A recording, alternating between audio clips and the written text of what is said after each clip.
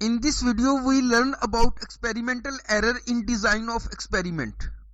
But if you are new on my channel Statisticians Club, please subscribe the channel. Now let's start. All the experimental units are not physically homogeneous. It means there is presence of heterogeneity among the experimental units. Due to this heterogeneity, experimental error arises. So experimental error measures variation which exist among observation on the experimental units. In other words, we can say that experimental error measures the variation which exist among the observations of experimental units which are treated alike. Here we consider the example of experimental error.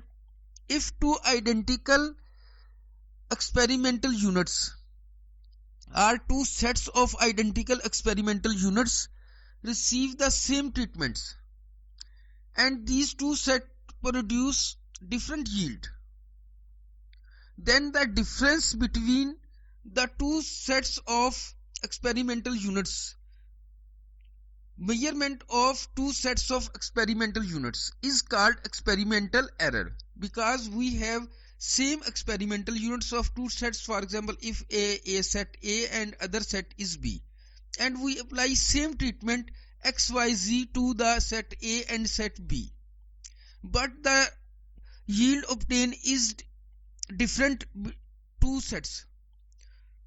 So this difference is called experimental error, because experimental unit is same and the treatment apply is also similar,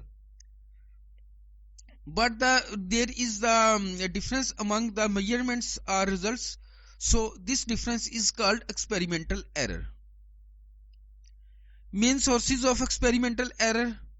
Number 1, the inherent variability that exists in the experimental material to which treatments are applied.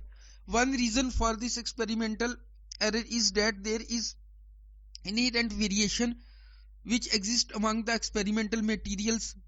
Even they are looks alike, but there is the variation which is present, inherent variability in the experimental material. So this is the main reason for the experimental error.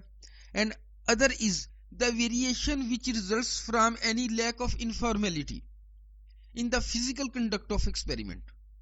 When we conduct the experiment, physically conduct the experiment, so there is any lack of informality present which cause the variation among the experimental units.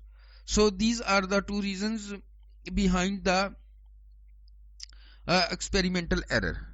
Thanks for watching. If you want to see videos on completely randomized design, layout of completely randomized design, please click the link in front of your screen. Thanks for watching.